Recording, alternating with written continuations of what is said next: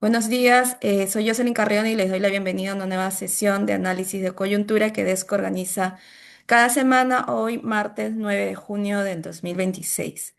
En esta sesión vamos a conversar sobre los escenarios postelectorales en estos días, luego de las elecciones del domingo 7 de junio. Se han producido algunos hechos que en un momento nos hacían ya creer que ya el rumbo ya estaba más o menos definido, pero ahora hay nuevos hechos que contrariamente más bien nos ponen en una situación quizás de alarma, ¿no? Para tener unos más elementos que nos puedan contribuir para poder seguir analizando esos nuevos escenarios, nos acompañan hoy Maximiliano Ruiz Díaz, Patricia Salas y Luis Dabeluí. Maximiliano es economista, egresado de la Universidad Nacional de Piura y especialista en desarrollo local, egresado del Centro de Formación Internacional de la OIT. Se ha desempeñado como secretario de descentralización de la Presidencia del Consejo de Ministros, subsecretario de Articulación Regional y Local de la Secretaría de Descentralización de la PCM, vicepresidente del Gobierno Regional de Piura y director del Centro de Investigación y Promoción del Campesinado CIPCA en Piura. Actualmente, Maximiliano es consultor independiente en temas de gestión pública y desarrollo regional. Patricia es socióloga, maestra en estrategias de desarrollo y política social y cuenta con estudios de doctorado en ciencias sociales. Patricia ha sido docente principal de la Universidad Nacional de San Agustín en Arequipa, presidenta del Consejo Nacional de Educación y ministra de Educación. Actualmente es miembro del colectivo Laboratorio de Política y Cultura. Luis es comunicador y egresado de la maestría en Ciencia Política por la Pontificia Universidad Católica del Perú. Es analista político y estratega en asuntos públicos. Luis ha sido editor de del suplementos Portafolio Económico del diario El Comercio y columnista en Perú 21, el diario La República y DL Reportero. Su trabajo se centra en el análisis del poder, la relación entre economía y política y el deterioro institucional contemporáneo. Además, es coautor de libros como Contrahistoria del Perú y Asalto, Delirio y Traición, biografía no autorizada de Antauro Humala. Gracias a los tres por acompañarnos en esta mañana. Cada uno va a tener la palabra por 20 minutos y podemos iniciar, si les parece bien, con Maximiliano. Ok, Adelante. buenos días con todas, con todos. Agradecerles por la invitación de poder compartir algunas reflexiones en torno a lo que está pasando, a lo último y a lo que puede venir hacia adelante, ¿no? Molvina me pidió intentar dar más o menos una visión macro norte. Yo voy a aprovechar que he estado por ahí por cuestiones laborales, dando un recorrido por esta macroregión, entonces me permite tener algunos elementos para poder compartir algunas ideas que pueden alentar y fortalecer el debate y las conclusiones finales, ¿no? La Macronorte, como ya se conoce políticamente y económicamente también, digamos, tiene dos grandes, digamos, zonas, ¿no? La zona costera, donde las actividades económicas principalmente son la agricultura, pesca y algunas extractivas, como es el caso de fosfatos de Bayóvar y gas, ¿no? En agricultura tiene un plan de cultivos diverso, con mucha vinculación de ampliaciones de frontera agraria en los últimos 15 años, vinculados directamente a la agroexportación. Y luego tiene los valles antiguos con cultivos, comillas, tradicionales, ¿no? Tenemos un litoral pesquero muy rico, todos sabemos lo que significa la presencia de estas dos corrientes marinas y- y la producción de estas especies. Entonces, y en la parte de la sierra, en los intervalles, con una agricultura familiar, con pequeña agricultura, principalmente produciendo para el consumo directo nacional, regional y local, ¿no? Con cultivos como maíz, papa, café, algunos de exportación, como también en los valles. Y tenemos, por supuesto, también indicadores sociales bastante pronunciados, diferenciados en relación a estos dos grandes bloques, ¿no? Territoriales, digamos, ¿no? Y eso ha tenido normalmente un comportamiento y políticamente, electoralmente, en la realidad bastante parecido al del 2021. En la realidad el comportamiento es bastante similar, ¿no? Bastante similar en relación al 21, con algunas comidas sorpresas, bueno, no tan sorpresas, sino que ya más o menos se preveía. Uno puede sacar de este cuadro como conclusiones que en el caso de Pedro Castillo y Juntos por el Perú, digamos, si uno lo junta para la segunda vuelta, ¿no? Como ha sido obvio, en los departamentos donde ganó ha tenido cierta disminución de apoyos, ¿no? El caso de Amazonas, por ejemplo, el 2021, que es la primera columna, ¿no? Y el 2026, ha tenido una ligera disminución y mientras que Keiko ha logrado tanto en Amazonas como en Cajamarca, que fueron, digamos, los departamentos donde Pedro Castillo sacó mucha votación, alta, sigue siendo alta la de Juntos, pero con una ligera reducción, ¿no? Y más bien en los otros departamentos, salvo el caso de Lambayeque, en los otros departamentos más bien hay una pérdida relativa pequeña, ¿no? De votación por Keiko y un ligero crecimiento de la otra opción, ¿no? Sorprende un poco lo de Piura, por ejemplo, ¿no? Antes difícilmente se veía, con Pedro Castillo se llegó a 37, 38%, si no me equivoco, y ahora ha crecido como 4 o 5 puntos. Ha llegado a 43, ¿no? Y creo y principalmente es en los departamentos de costa donde, digamos, la alternativa progresista izquierda ha crecido un poquito. Y eso se debe, creo que hay un par de razones que explican eso y que eso tiene que ver también con la agenda de lo que vamos a conversar. Eso tiene que ver con la respuesta del sector gobierno en general, de las entidades públicas en general, tanto en la respuesta que se tiene hasta ahora, regular, ineficiente, respecto al fenómeno del niño del 2017, ¿cierto?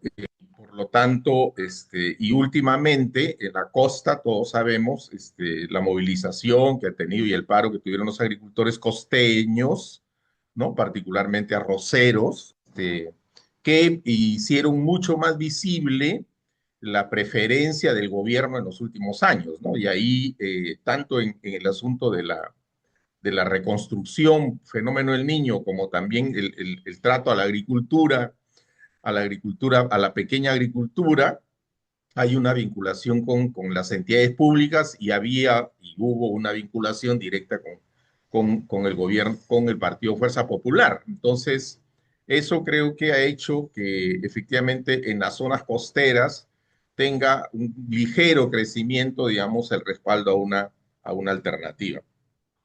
Eso ha sucedido, bueno, vamos a ver qué es lo que pasa, ¿cierto? Esto, digamos, como respuesta en el tema electoral. Ahora, bueno, como todo el mundo estamos en incertidumbre, ¿no? Como lo ha mencionado la colega, es decir, realmente hay temores de ambos lados, pero lo que sí creo que particularmente en esta parte del país se percibe un ligero incremento, ¿no? De preocupación por tratar de que se reciba una atención distinta de la que ha sucedido hasta ahora, ¿no? Ya han aparecido por ahí, me comentaban que en La Libertad también ya la Cámara de Comercio y algunas otras entidades están planteando una cosa como la que ha sucedido en Piura, ¿no? En Piura, previa a las elecciones, hubo una convocatoria de parte de la Cámara, principalmente con otras entidades, un par de universidades, para constituir una comisión multisectorial, multipartidaria, con una concurrencia sumamente importante, para tratar de tener una agenda para el futuro gobierno, ¿no? Incluso con las resistencias inicial de algunas representaciones, se ha programado una marcha para el de junio, nos está convocando pero con este asunto de todavía la definición no sabemos si efectivamente eso se va a concretar. Pero en el caso de Piura, en el caso de La Libertad y en el caso de Cajamarca, también ya, como esto se va conociendo, también algunos sectores, evidentemente más vinculados al sector empresarial, están generando esta situación de movilización y de generar un tipo de canalizar, digamos, de una manera mucho más organizada las demandas de parte de la población y lo que se tiene como puntos, digamos, para plantear a los nuevos gobiernos, no solamente nacionales, sino a los que vengan en finales, los que salgan electos a finales de año, regionales y municipales, una agenda, ¿no? En Piura ha habido una experiencia durante muchos años, lamentablemente eso se fue perdiendo, se fue diluyendo, ¿no? Y incluso hubo un acuerdo regional, ¿no? Pero bueno, lo concreto es que hay en el corto plazo, en el corto y en el mediano plazo, algunos temas que van a ser los que creo yo van a estar moviendo, moviendo, digamos, a la macronorte. Uno tiene que ver sin duda con el impacto climático, ¿no? O sea, hablamos ya casi con seguridad, se habla de que va a haber un fenómeno del niño. Hay una anomalía en la temperatura en el mar y en conjunto, no solamente en el mar. Creo que Lima también de una u otra manera está sintiendo eso. ¿No? Y lo que se, digamos, lo que se tiene hasta ahora con relativa seguridad es que, si bien es cierto, no va a ser un niño con intensas lluvias, sí va a ser un niño con impacto climático muy fuerte. Y en el caso del norte, particularmente costeño, ¿cierto? Pero también en la sierra, el tema tiene que ver principalmente con el sector agrario. Sector agrario que, como sabemos, es generador de una cantidad significativa de empleo, ¿no? Entonces, hay estimaciones ya realizadas sobre el impacto que va a tener. Como les menciono, hasta ahora todavía no se tiene la seguridad de la intensidad, del nivel de intensidad de lluvias, pero en el tema climático sí, ya todos casi están de acuerdo en que esta anomalía de +4 en la realidad va a traer graves consecuencias para el sector agropecuario. Y ahí el tema va a ser empleo, ¿no? Porque son cultivos, van a ser afectados principalmente cultivos que generan mucha mano de obra estacional, pero generan mano de obra en una gran importante cantidad de meses en el año, ¿no? Nos estamos refiriendo a la uva, casi las 20.000 hectáreas de uva. La uva por hectárea más o menos insume casi 300 jornales, una hectárea por campaña. Entonces, frente a eso, se estima que van a ser más o menos una reducción de 120 jornales por hectárea, y eso si tú lo multiplicas por 19, 18.000 hectáreas, en la realidad pasan las cifras de 6 dígitos, ¿no? De jornales que se podrían perder. Y eso solamente estamos hablando de la uva, y una cantidad similar tienes con las 25.000 hectáreas de mango. Solo estoy yo hablando de la costa del Tumbe Lambayeque, perdón, Piure Lambayeque. ¿No? Eso, porque claro, en el caso de Tumbes el banano no tiene mucho impacto, el arroz tampoco tiene mucho impacto en el tema climático, solamente habría que ver si eso lo puede afectar los niveles de producción, porque pueden aparecer algunas enfermedades, pero el impacto mayor y la preocupación mayor evidentemente es el tema del empleo. Y en el tema del empleo, eso dinamiza pues, la economía de todo, del resto de actividades, ¿no? No solamente agrarias, sino del conjunto de actividades. Y, por supuesto, la reducción de la inyección de dinero a la región, porque mayoritariamente estos trabajadores son de la región, de la macroregión, digamos, porque hay gente que se mueve de Lambayeque que va al Alto Piura, del Alto Piura van a Lambayeque, a Olmos, etc. El otro tema que está generando en la realidad mucho que decir después del impacto climático es el tema de inseguridad, ¿no? Como se habrán enterado, ¿no? En la realidad, en los últimos 3 meses hemos tenido una cantidad de asesinatos impresionante con casos muy emblemáticos, ¿no? El primero que arrancó fue el de Percy Panaqué, que era el candidato número 1 de Juntos por el Perú a diputados, ¿no? Un abogado que tenía causas medias emblemáticas vinculadas al tema de corrupción policial y corrupción de funcionarios, fue asesinado por unos sicarios, y es porque no hay avances en la investigación, ¿no? Luego vino el caso de una médica joven también por sicarios, y finalmente lo del alcalde ¿Ves? Lo del alcalde de 26 de octubre y la semana pasada el asesinato de esta familia en Sullana, metiéndole 60 balazos a un grupo familiar, ¿no? En Sullana.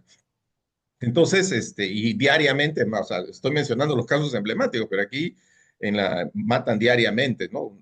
Ya sabemos lo que pasa en Trujillo, lo que pasa en Chiclayo, bueno, en la macronorte, particularmente costeña, ¿no?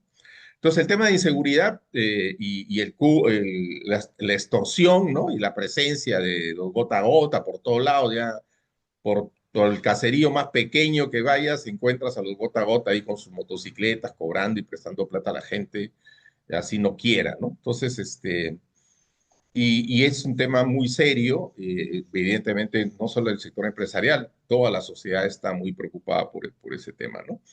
Eh, hay otro punto que es sumamente importante, que creo que va a ser también punto va a ser un tema, en Piura, como en todo el país, en la Macronorte, se tiene en la realidad muchas obras paralizadas, ¿no? Aquí tenemos tres hospitales estratégicos, en la realidad hace 12 años y no se terminan, ¿no? Uno en Huancabamba, otro en Los Algarrobos, que está aquí en la ciudad de Piura, y aparte de los grandes hospitales, los hospitales de alta complejidad que se denominan, uno del Seguro Social, de la Seguridad Social, y el otro del Ministerio de Salud. Ninguno de los dos avanza, y entonces son proyectos que tienen muchos años. En la realidad hay mucha incomodidad, porque el servicio de salud es un desastre, como en todo el mundo, pero como en todas partes, pero del Perú, pero en la realidad aquí, siendo una ciudad que es la segunda más poblada, que aporta, que tiene una dinámica económica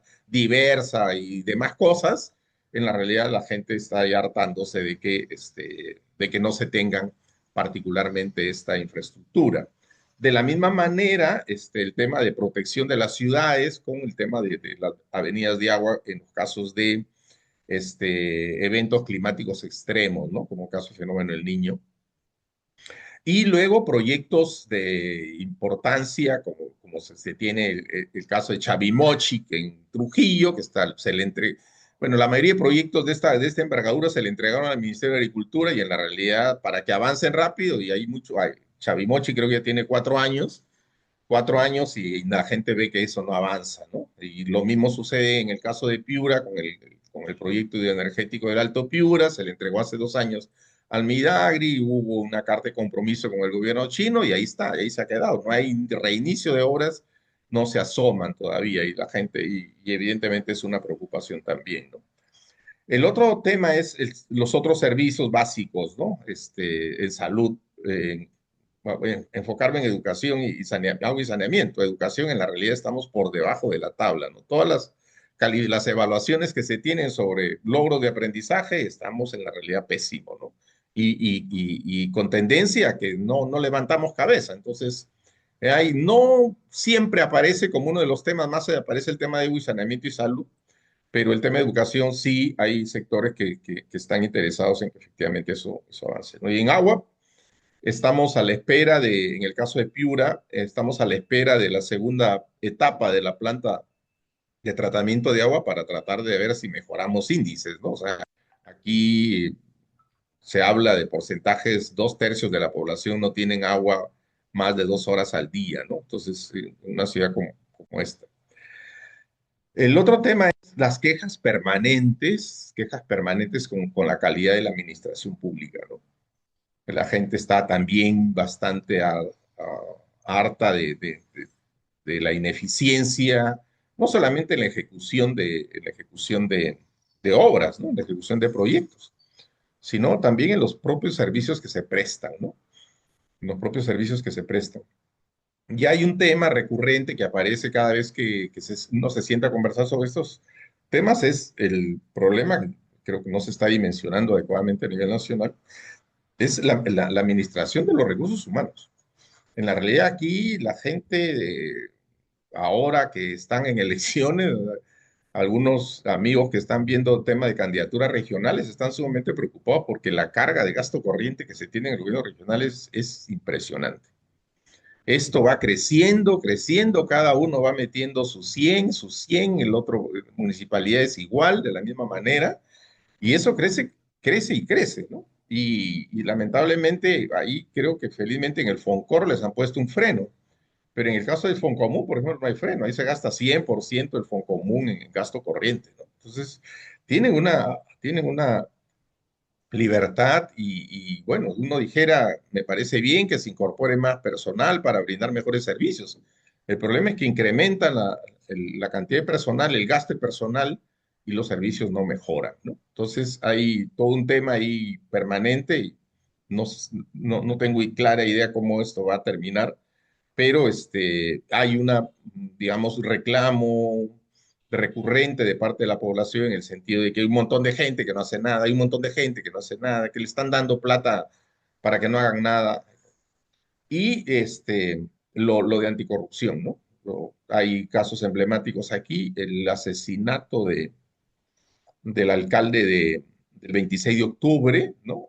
Lo que se habla en los pasillos y un oficial de la policía ya salió públicamente a decir que lo que han encontrado es en la realidad una serie de instrumentos, de, de- de- de materiales que hacen que efectivamente hay unas tres o cuatro bandas criminales organizadas en torno al gasto público, la inversión pública, repartiéndose proyectos. Entonces hay muchos empresarios y funcionarios y autoridades acaban de destituir a 6 funcionarios del 26 de octubre. Entonces parece ser que estamos a puertas de un destape, salvo que lo tapen pues, con el billete, ¿no? Con el maletín.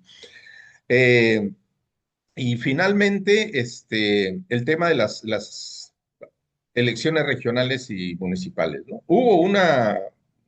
Creo que lo comenté en algún momento, que se veía que lo nacional estaba medio soterrado. Eso en la realidad cambió significativamente a portas de la primera vuelta, ¿no? Todo esto se dinamizó mucho con el tema de las elecciones nacionales, entonces como un poquito como que se desplazó el tema de las regionales. Yo estimo que ahora esto arranca con mucha fuerza y en la realidad hay muy poca claridad, ¿no? Hay muy poca claridad. Los Acuña en Trujillo en la realidad están ahí que no saben por dónde arrancar, ¿no? Se habla en el caso de Trujillo, por ejemplo, del famoso caminante, ¿no? Este alcalde de Patás que hizo la marcha, anecdóticamente hizo la marcha cuando estaba Dina Boluarte, y cuando llegó a Lima había otro presidente, y cuando lo atendieron había otro presidente, ¿no? Que es este alcalde de Patás que hizo la marcha por el tema de Reif. Aparece como una de las opciones, en la realidad es creo que es de Somos Perú, si no me equivoco. Y luego no he visto mayor claridad, poca claridad con el tema de las candidaturas. Existen, evidentemente, candidaturas ya establecidas, pero por ejemplo, la candidatura del gobierno regional por Alianza para el Progreso, que era el alcalde de Piura, Madrid, le han ratificado una sentencia que le impiden que sea candidato, entonces se han quedado sin candidato. Y hay versiones chistosas como que Reinaldo va a ser el candidato de la A, ¿no? Reinaldo Gilbert, que postuló por renovación al Senado. Corren versiones de que sería, yo creo que legalmente no puede porque está inscrito en renovación, pero cosas como esas que en realidad son bellas anecdóticas, digamos, ¿no? Entonces hay muy poca claridad sobre lo que podría pasar, pero me imagino yo que en los próximos meses eso será. Esta agenda creo que va a ser la que va a estar, ojalá que efectivamente esta comisión multisectorial va a seguir manteniendo esta agenda y permita que el debate en las próximas elecciones pueda ser. Aquí como para cerrar, aquí como es más o menos deducible, ¿no? La cosa, digamos, hay 60-40, digamos, de cara a las opciones que están en este momento, pero la gente está en plan de espera, ¿no? Plan de espera. Yo no creo que hayan movilizaciones ni de uno ni de otro lado por el tema de los resultados. Y quien sea, creo que ya lo que queda es efectivamente enfrentar esta agenda que esperamos la mantengan vigente y que sea una oportunidad para que aparezcan nuevos liderazgos en las regiones. Eso sería mi participación, agradeciéndoles por la atención y nada, a disposición por si tienen algunas preguntas. Gracias, Maximiliano. Patricia, adelante. Tienes el uso de la palabra por 20 minutos.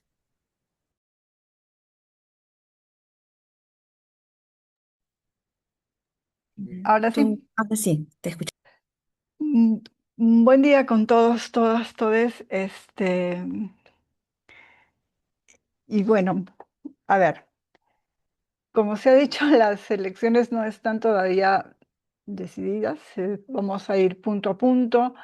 En la noche parecía que la progresión iba favoreciendo decididamente a Sánchez. Hemos amanecido con que esa diferencia en favor de Sánchez ha disminuido. Lo que quiere decir que el escenario no está planteado. Si nos ponemos a reflexionar lo que viene significando la forma en que hemos votado y recordamos los mapas que han venido circulando en las redes, son muy pocas las regiones que votan naranja, son más de 15 regiones que votan a JP, ¿no es cierto?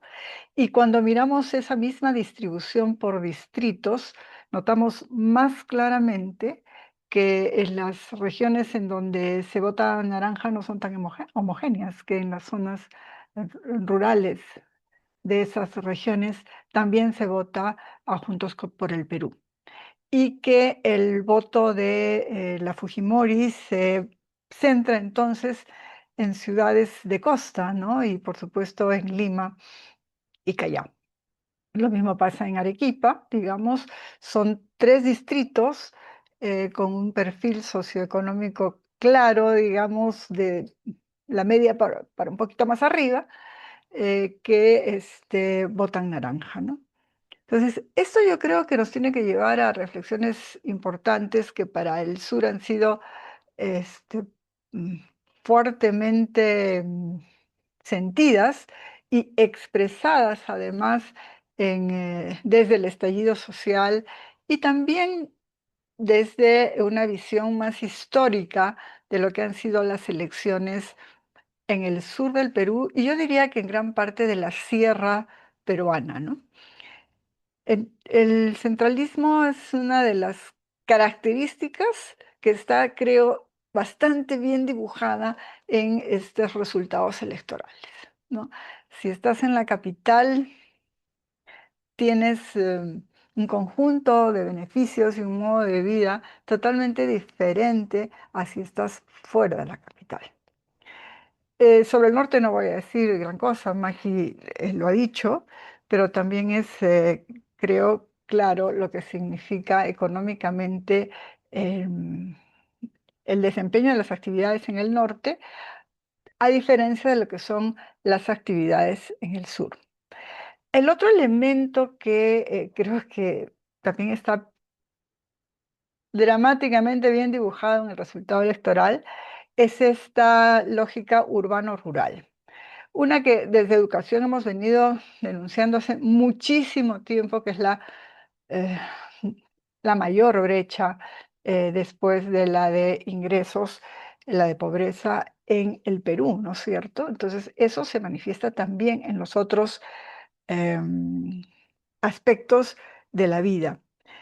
Y ambos, centralismo y esta desigualdad urbano-rural, no hacen sino dar cuenta de lo que ha sido o ha venido siendo a lo largo de la historia en general, pero en los últimos 30 o 40 años, en una lógica de profundización, esta forma de distribución desigual de la riqueza, no solamente entre sectores económicos, sino también en el territorio, y eso creo que Eduardo podría explicarlo mucho mejor, donde Lima y el norte están, digamos, más imbricados en una lógica económica de la cual el conjunto de la sierra y el sur quedan como desprendidos. Y esto me recuerda desde la época de los 80, cuando estudiábamos también el desarrollo económico, social del sur del Perú y de Arequipa, y lo contrastábamos con lo de Lima, lo que venía siendo desde principios de la República y esta lógica económica norte. Lima era también bastante fluida, mientras que el sur parecía que era otro mundo, ¿no es cierto? Otro elemento que creo que hay que ir procesando, reflexionando, es que en este modelo neoliberal y extractivista, cómo se beneficia a la gente, ¿no? Esto de que sin minería no somos nada, sin las inversiones extranjeras no somos nada, es, creo, fuertemente cuestionado por una mayoría de peruanos en el territorio que están demandando un cambio. Yo creo que más allá de Fujimorismo, no Fujimorismo, lo que se está demandando es un cambio de un modelo que no aguanta más en la vida de miles, cientos de miles de peruanos distribuidos en el territorio. Y una de las cosas que creo que puede lanzarse como un elemento para mostrar más empíricamente es cómo la agroexportación si tiene algún tipo de efecto en el empleo, como lo comentaba Maki, y eventualmente pueda explicar la votación naranja tanto en el norte como en Ica, mientras que la minería no logra ese impacto. No logra ese impacto en los territorios y los beneficios, comillas, que la minería le puede traer a la gente, ¿no es cierto? Sea en empleo, sea en algunos negocios que tributan a la actividad minera, etcétera, rápidamente se desplazan a lo urbano, porque la minería actual ni siquiera tiene lo que tenía la antigua minería, que eran los campamentos donde vivían las familias, ¿no es cierto? Hoy en día el trabajador minero va a la mina, pero su familia vive en una ciudad, vive lejos. Entonces, el circuito, inclusive de consumo pequeño, pero que que produciría la actividad minera, eh, no está teniendo impacto en los territorios, ¿no es cierto? Y se jala hacia lo urbano y se jala hacia lo capitalino, ¿no es cierto? Mientras más cerca de la ciudad estés, más probabilidad de beneficios o de algún tipo de mejor vida puedes tener, ¿no es cierto? El Oriente para mí es un misterio, creo que tenemos que estudiar y comprender mejor cómo funciona el Oriente. Lamento que no tengamos acá a alguien especialista que nos pueda contar cómo funciona eso, porque es parte del Perú, pero sigue siendo una región que no logramos asir en la dinámica total del Perú, ¿no es cierto? Entonces, no sabemos cómo pasa eso, cómo funciona eso en las regiones como Loreto, como Ucayali.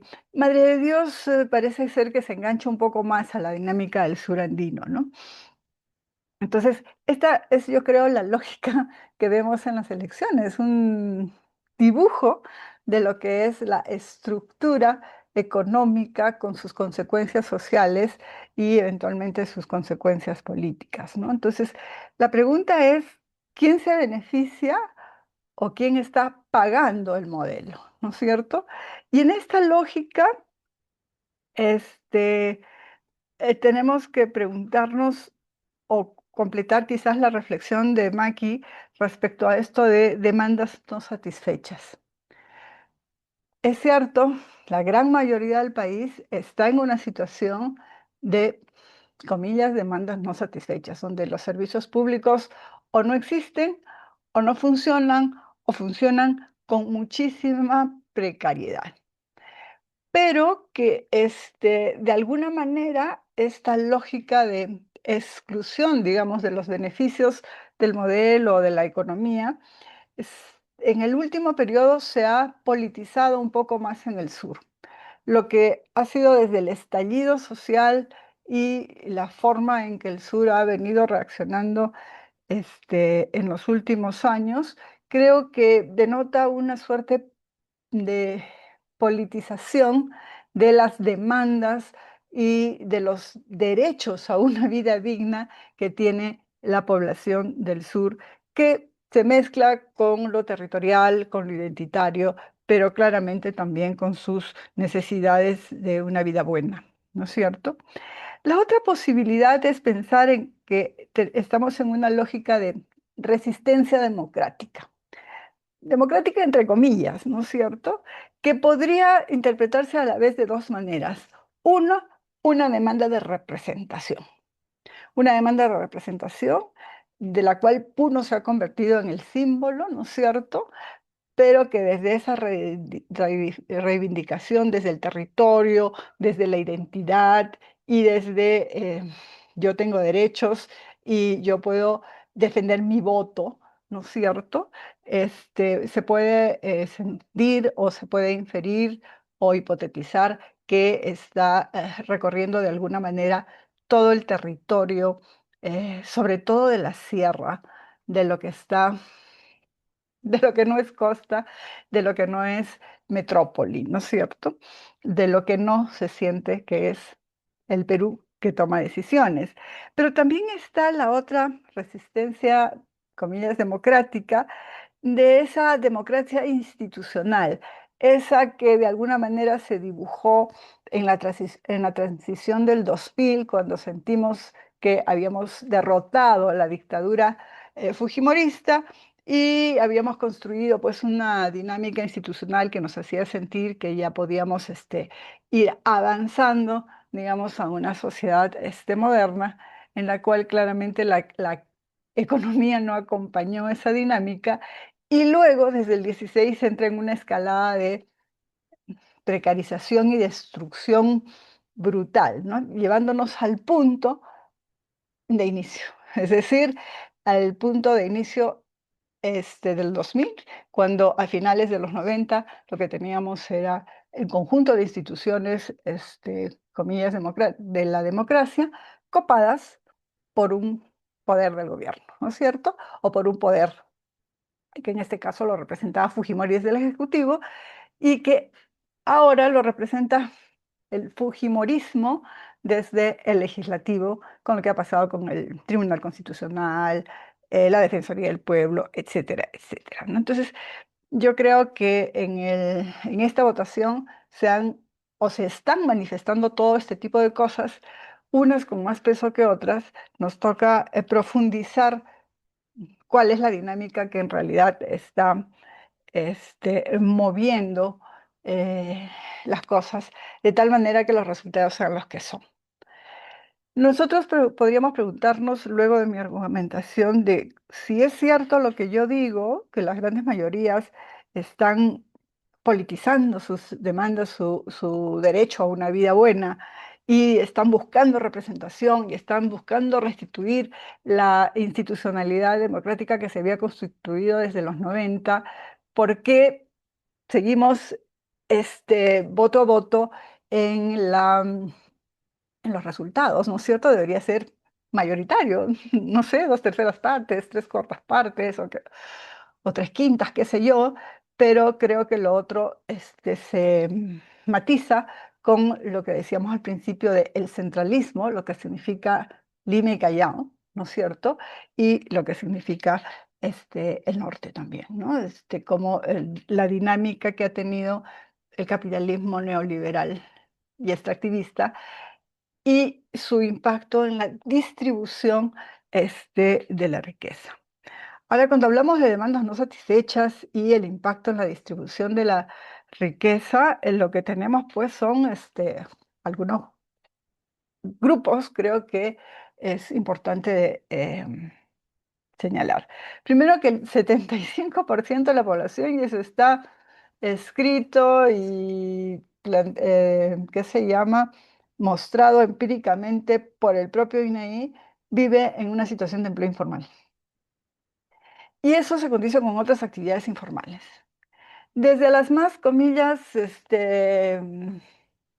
invisibles, ¿no es cierto? Como las señoras que venden desayuno en la puerta de las universidades o centros de trabajo, están vendiendo agüita de quinoa con pan con palta, o hasta las más visibles y que han logrado algunos niveles de representación política también, como son las actividades o los negocios en torno a la educación y la salud, tanto los formales como los informales, o actividades como la minería, ¿no? La pequeña minería informal que a veces también se mezcla con lo ilegal, ¿no? Entonces, la informalidad cubre una gran gama de actividades económicas y dentro de ellas hay algunas que sí se puede decir que son ilegales, que se utilizan para desprestigiar y estigmatizar el conjunto de las actividades informales o pequeñas actividades económicas,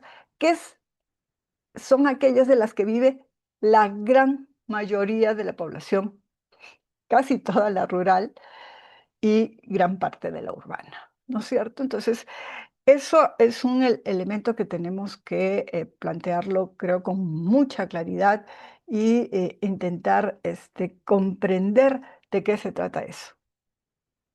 El otro grupo es el grupo de población que de algunas maneras se beneficia con el desarrollo del modelo, ¿no? Es a los que les toca el chorreo, ¿no? Los trabajadores que están empleados en actividades mineras, en parte de las agroexportadoras, en finanzas, los negocios, las líneas de negocios que hacen servicios a la minería, ¿no es cierto? Grupos de gente casi toda emplazada en centros urbanos, aunque tenga que ir y venir eventualmente de los centros mineros que están en la gran mayoría en zonas altoandinas, ¿no es cierto?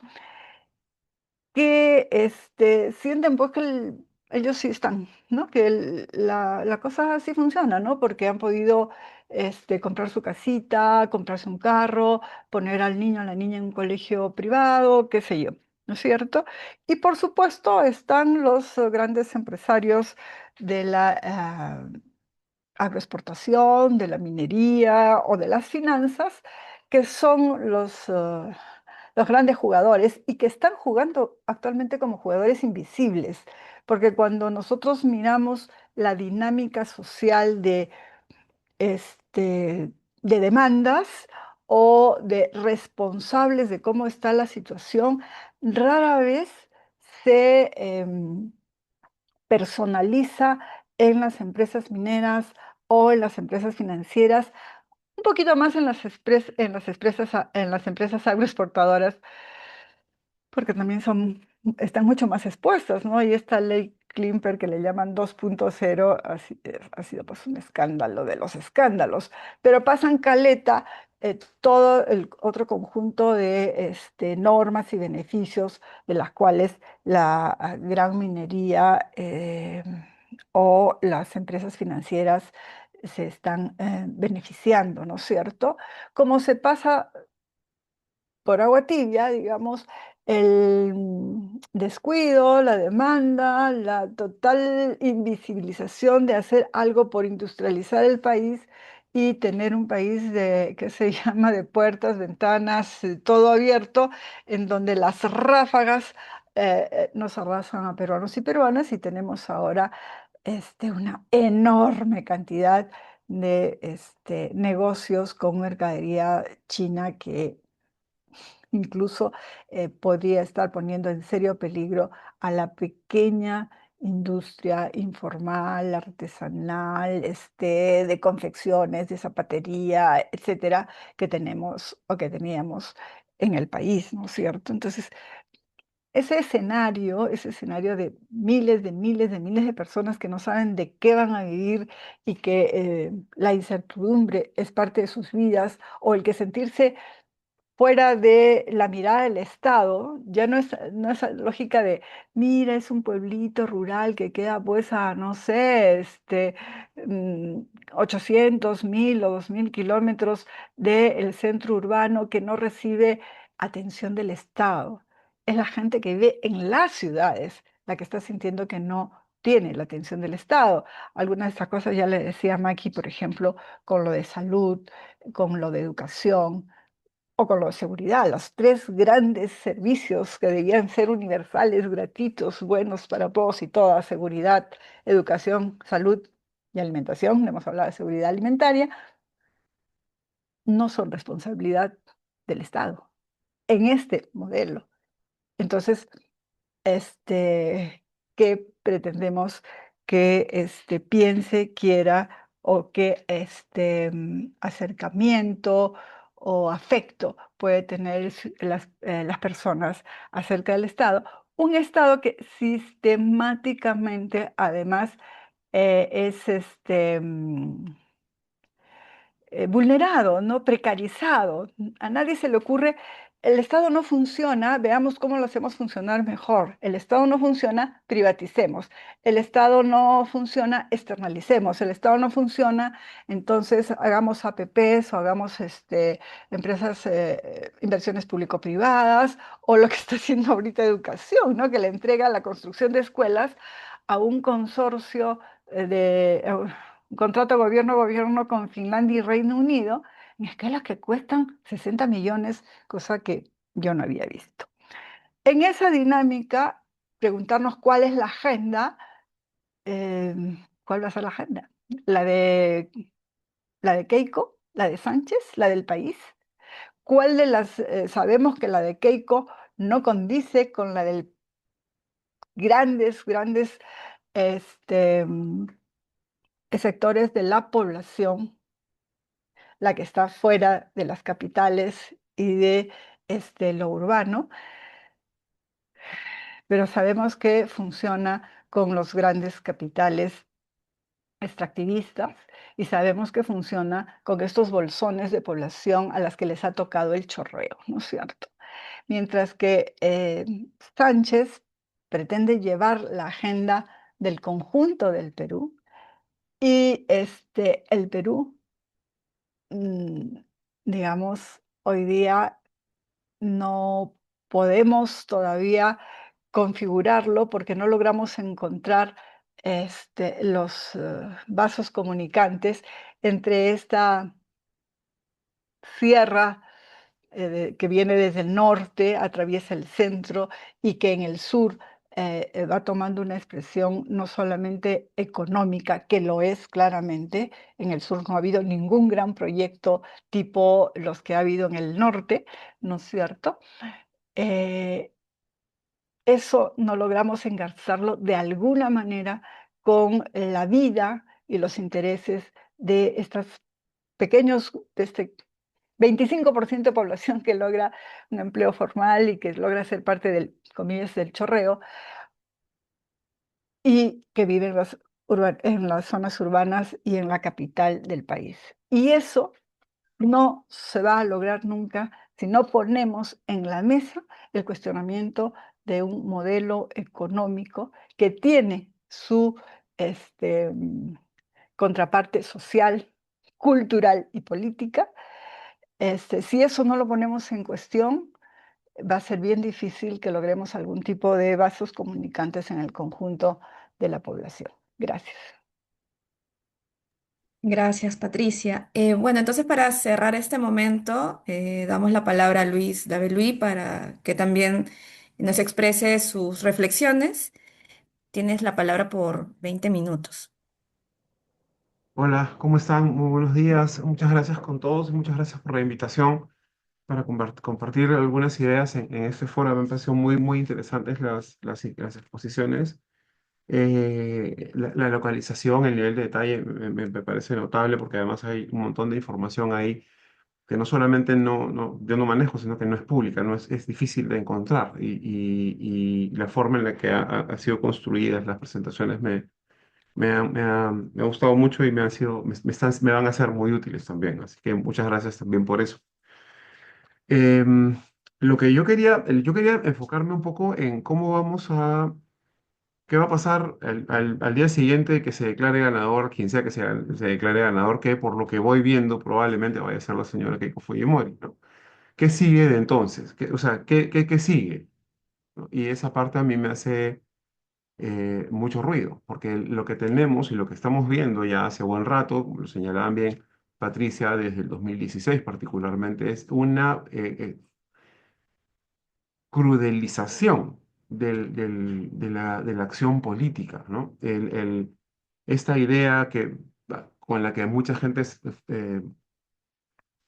se identifica, que el adversario político no es un adversario, sino que es un enemigo y representa una amenaza existencial. O sea, si ese gana me va a obliterar, si ese gana me va a desaparecer, si ese gana me va a oprimir.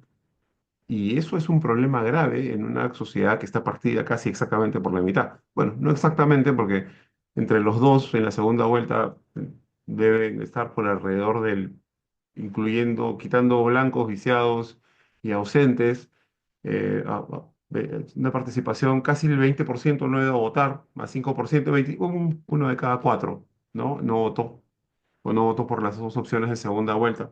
Entonces, pero digamos que lo más representativo siempre además se alinea hacia los extremos, por esa forma de mirar la política que justamente mencionaba. El extremo es una amenaza, el otro es una amenaza. ¿No? No se parece a mí, o si se parece a mí, no comparte mis valores, no comparte mi esencia, no comparte nada de lo que yo creo. Y es triste porque es perder de vista que en el día a día nosotros interactuamos con cantidades enormes de gente que no solamente no piensa como nosotros, sino que no vive como nosotros, sino tiene la menor idea por quién hemos votado. Y probablemente votaron una de cada dos, si nos guiamos por los resultados como van hasta ahora en las elecciones, una de cada dos personas con las que nos cruzamos en la calle y con las que interactuamos votó diferente que nosotros. Y no nos vivimos peleando ni achacando con todo el mundo en la calle. Y esa parte que es tan simple de aterrizar no es algo que hagamos como ejercicio cotidiano, ni siquiera para poder entender cómo se van desarrollando el asunto. Estaba mirando en redes anoche que a medida que aparecía la sombra de que Fujimori podía darle la vuelta a esto desde el extranjero, sobre todo, cómo se empezaban a urdir y salió Alfredo Torres, no sé si en Canal 2 creo que fue en Canal 2 en Latina, a explicar que habían hecho algunos ejercicios de ajuste y parecía que, pues, que efectivamente que Keiko iba a ganar la elección. Y veía cómo empezaban a armar y a urdir las mismas historias y las mismas narrativas, o para falta de una mejor palabra, que se armaron en la segunda vuelta del 2021 por parte de lo más graneado de la derecha que se fue a tocar a la puerta de la OEA y no les abrieron, ¿no? Hicieron ese ridículo espantoso, tratando de encontrar una piedra, algo que indique que acá ha habido trampa, que acá ha habido fraude. O sea, y se les criticó con muchísima razón. Ah, o sea, como perdiste, y se hizo trampa. Y lo ha hecho dos veces el señor Fujimori, sino tres, ¿no? Lo hizo con PPK. No lo dijo abiertamente, pero mandó a Galarreta que lo dijera en gestión unos días después. Lo hizo cuando perdió con Ollanta antes, también mandó a un tercero a sugerirlo, y claramente el escándalo después del 2021, que todos conocemos y tenemos relativamente fresco, ¿no? Entonces, he visto anoche armarse alrededor de la gente que está celebrando, digamos, que Sánchez dio la vuelta al conteo de la OMP, y alineándose con lo que dio el conteo rápido del propio Ipsos, ¿no es cierto? Pero olvidando por completo que lo que dijeron fue, acá es imposible decir quién gana porque está muy apretado y lo que tenemos es un empate técnico dentro del margen de error. Y es como que eso cayera en saco roto. Y lo pongo como ejemplo porque no importa a quién se lo digas, no importa si se lo dices a la izquierda o a la derecha, cualquiera va a terminar pensando en los extremos que eso es trampa, que alguien hizo trampa. Y esa es la base sobre la que vamos a tener que salir a seguir viviendo en las siguientes semanas, y sobre la que se va a terminar de organizar el gobierno que se asiente como se asiente. Porque si Sánchez se confirma como ganador, la derecha va a decir que hubo fraude de todas maneras.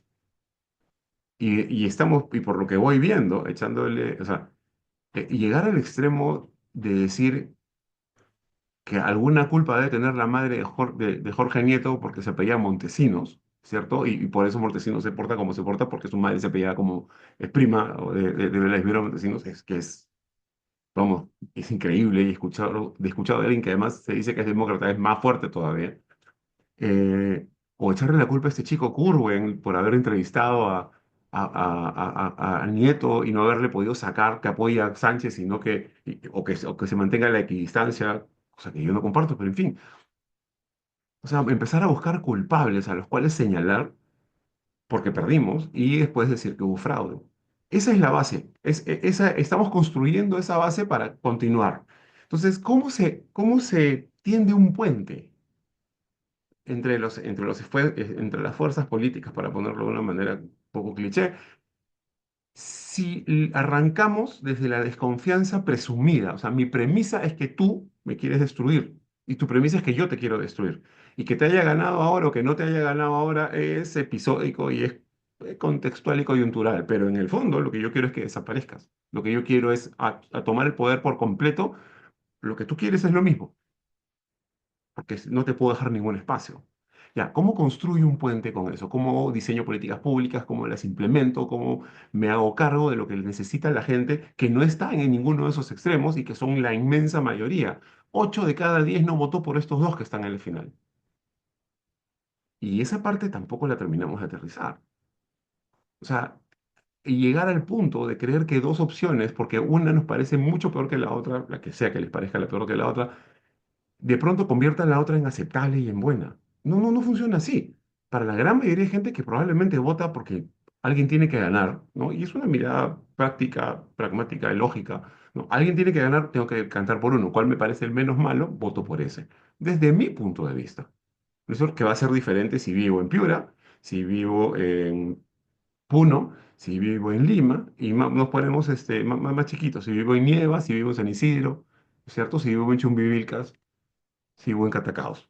Va a ser diferente, va a ser otro, porque desde donde yo estoy mirando el asunto es distinto.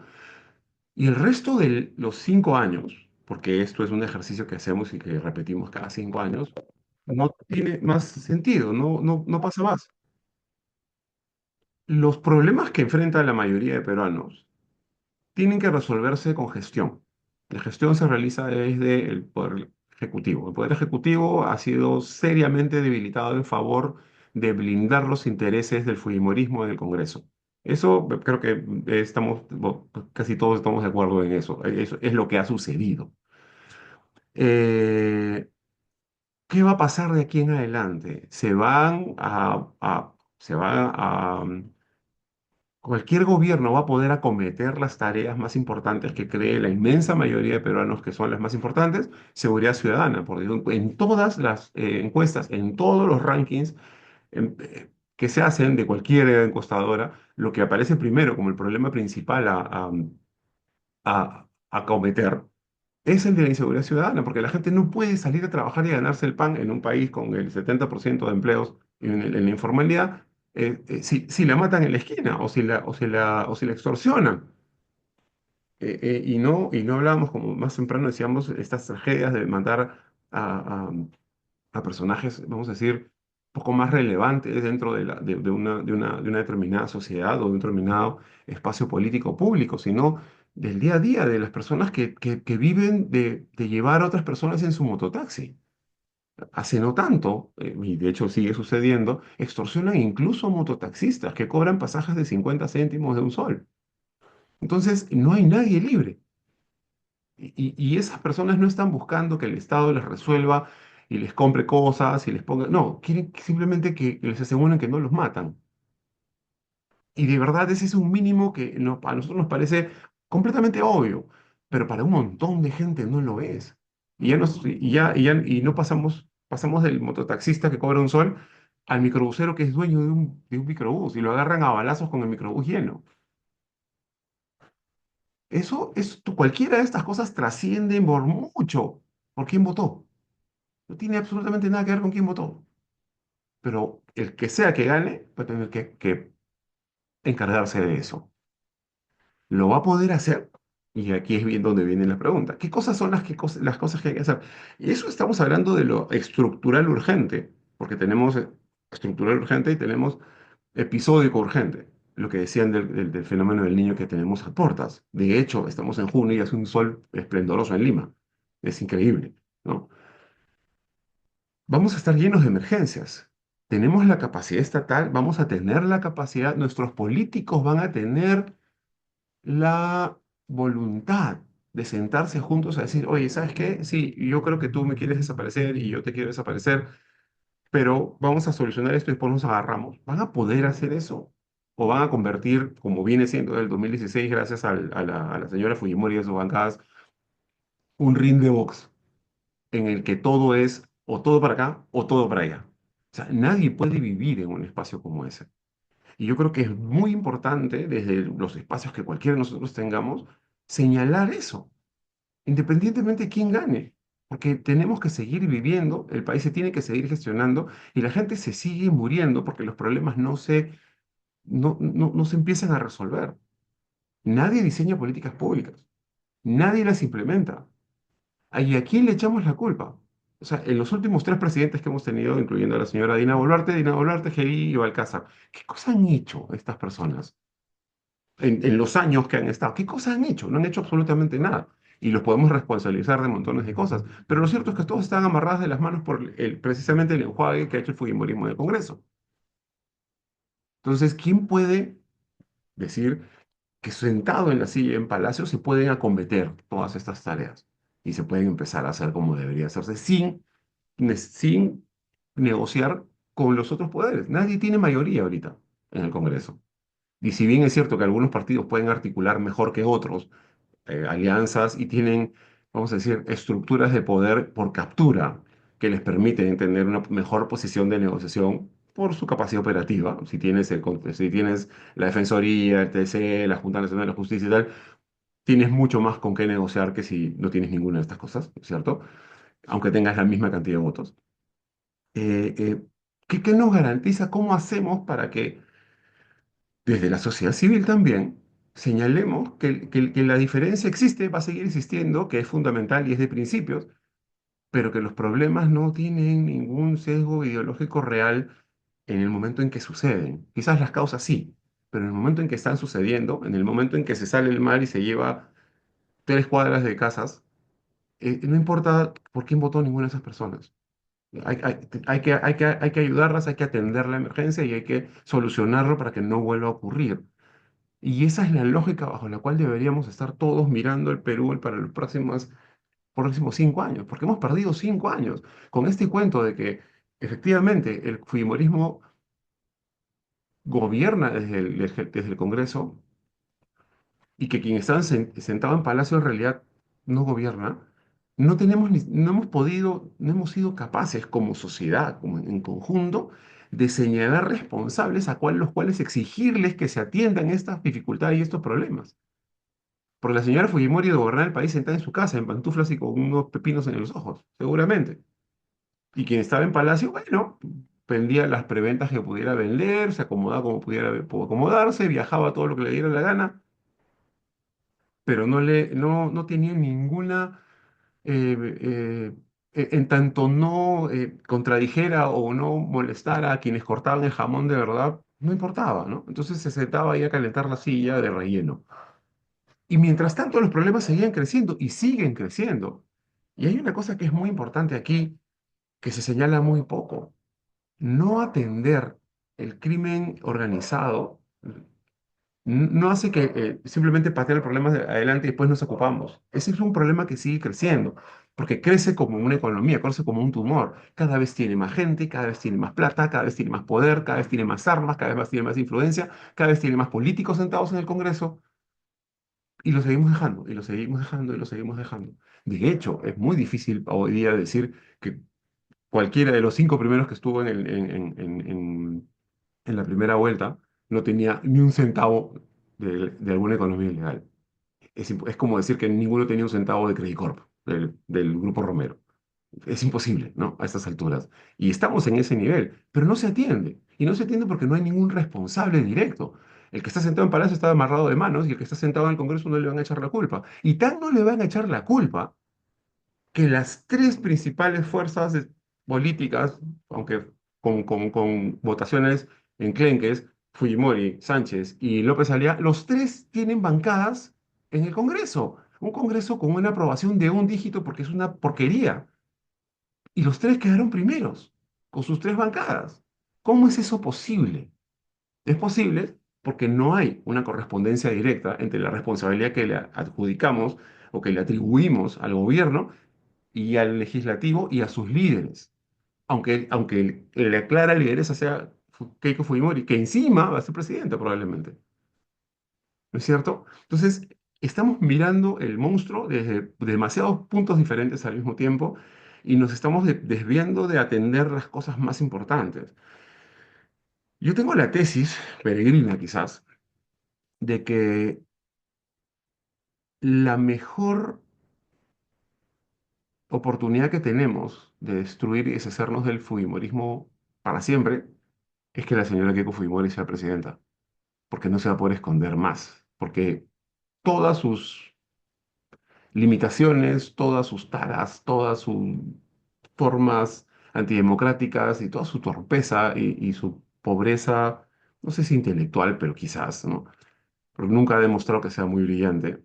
eh, Sabe urdir, pero no sabe gestionar. Son cosas diferentes y un país no se urde, se gestiona. Y se maneja con otros criterios que no son los de un empresario. No puede contratar a Jorge Benavides para que venga a hacérselo. Em, va o va a terminar de destruir el Fujimorismo y su base y su núcleo duro, que es lo que probablemente lo que esperan es que se haga cargo de lo que ella dice que se puede hacer cargo, que es la de seguridad ciudadana. Y si no lo logra, el país se va a hundir con ella probablemente, lamentablemente, pero se va a terminar de hundir y finalmente nos vamos a deshacer de ella. Y si se salva, nos salvamos todos con ella.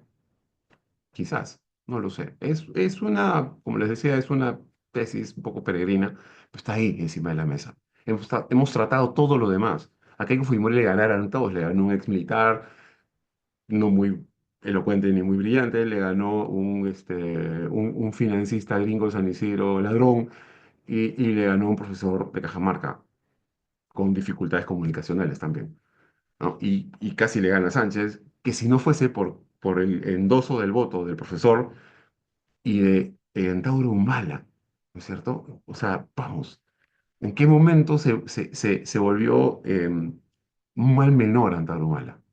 Pero ahí está, ¿no?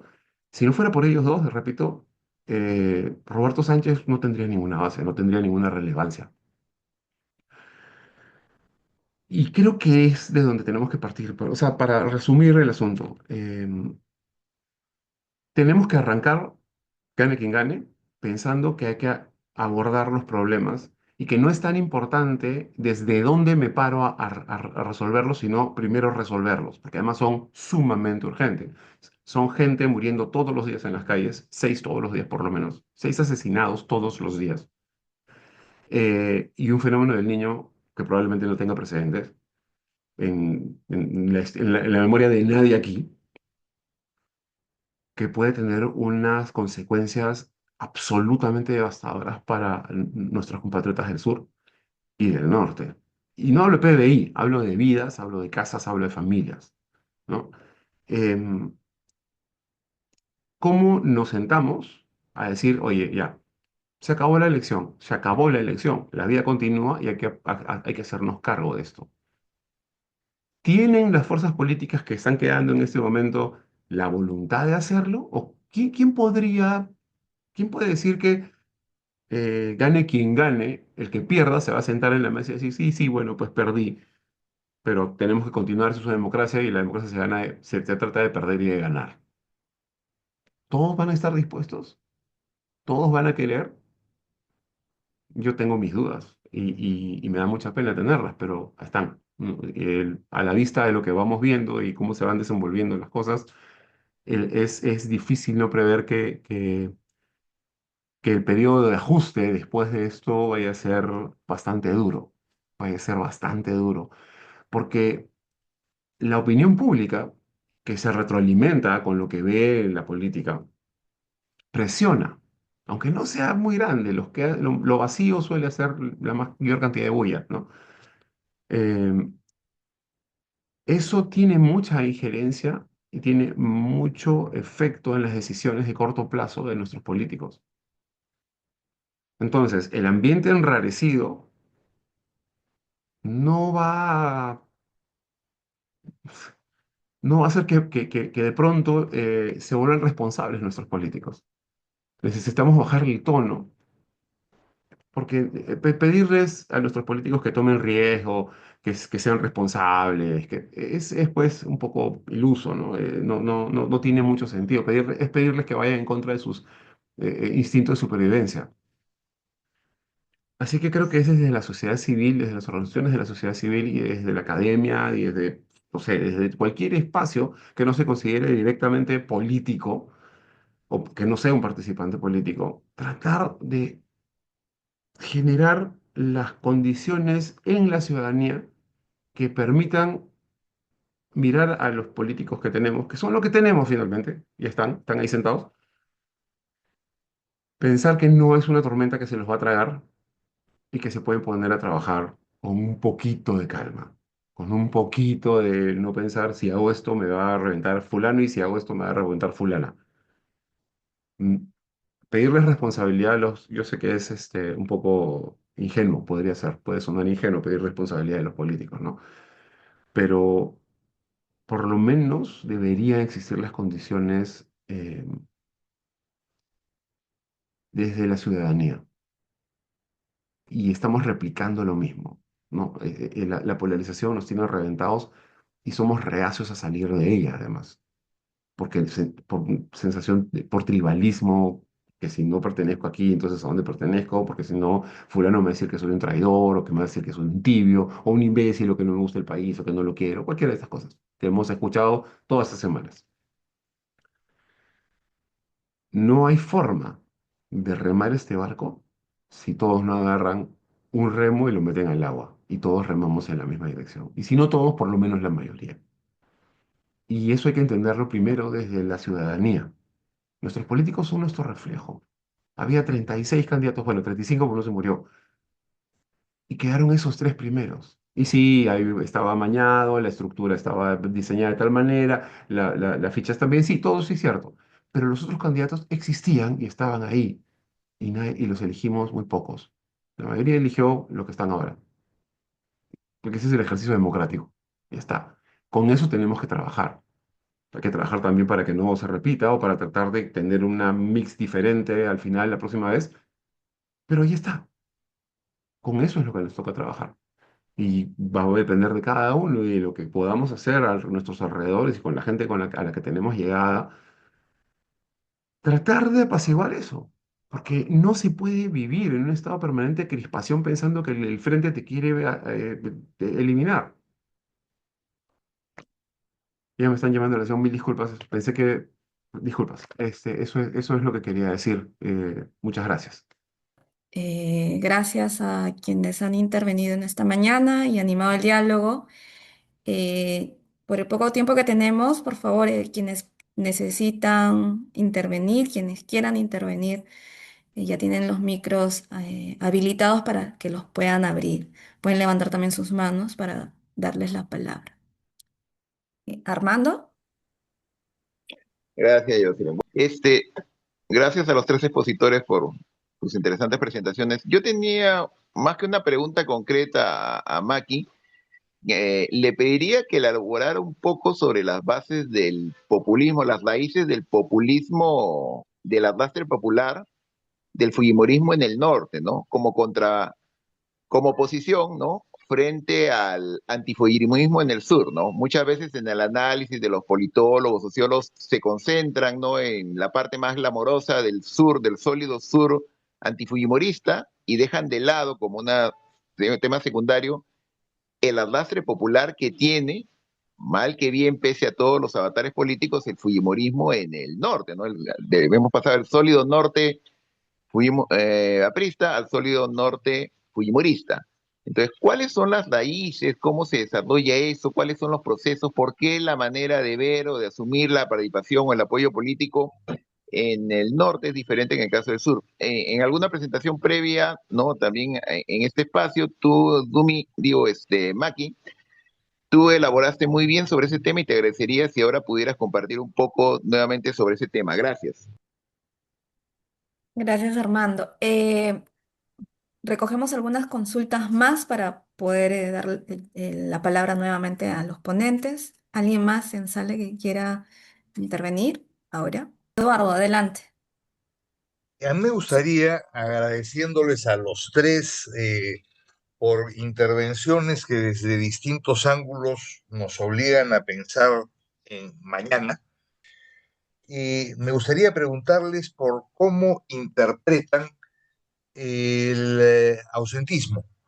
El ausentismo que en esta elección bordea el 25% y que es solo equivalente, creo que ligeramente menor al que se produjo el 2021 en un escenario que estaba marcado por la pandemia.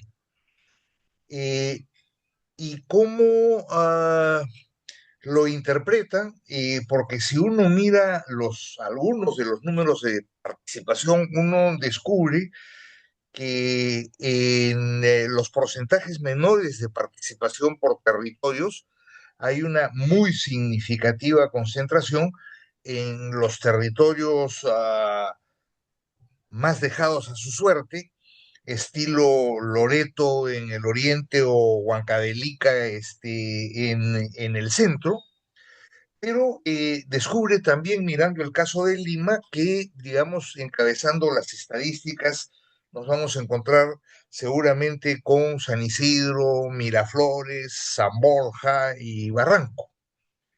Lo que de alguna manera creo nos dice también en esta necesidad de diagnóstico que reclamaba eh, Patricia en en su intervención, de la necesidad de responder a algunas preguntas de larguísima duración y no quedarnos, digamos, con estas primeras imágenes que ya empiezan a aparecer de distintos cientistas políticos nacionales e internacionales que nos ubican como un país al que le encanta vivir en polarización permanente. Ya. Siendo eso cierto, entonces hay que preguntarse por el porqué de la polarización permanente y por una historia de larguísima duración que ciertamente incluye en su centro este modelo económico, pero que no basta con el modelo económico. Entonces, sí me gustaría una reflexión en ese sentido, porque sea cual fuere el resultado, en los próximos días vamos a tener que empezar desde la sociedad civil, concepto que los que me conocen acá en este intercambio saben que cada día me gusta menos, desde, digamos, el espacio de sociedad civil, desde el espacio de la gente, pero también desde la política y desde la necesidad de politizar nuestras relaciones, porque estas están marcadas antes por miedos y por afectos y desafectos, digamos, por razones, y que empecemos a preguntarnos y a terminar rápidamente ese diagnóstico y a hacerlo en un escenario en donde las elecciones van a seguir, porque acá en Lima no se percibe del todo, pero las subnacionales, sea cual fuera el resultado, van a tener una importancia que no han tenido hasta ahora. Muchas gracias. Gracias, Eduardo. Ceci, Eh, si le quiero sí, dar, cerramos contigo, Beto, para poder darle el pase también a los ponentes y puedan dar respuesta a las intervenciones. Adelante, Beto. fíjese, yo creo que comenzar a hablar ya de política, ¿no es cierto? Porque lo que ha pasado es un evento político muy importante, porque como hubiese dicho acá, lo más probable gane Keiko. Es cierto que uno puede argumentar que del principio hubo un relato que no ha ganado nadie, es un empate, todo el mundo cayó en ese discurso, ¿no? Y así fuimos aceptando lo que uno puede pensar en esos términos, ¿no? Lo que ha venido después, ¿no?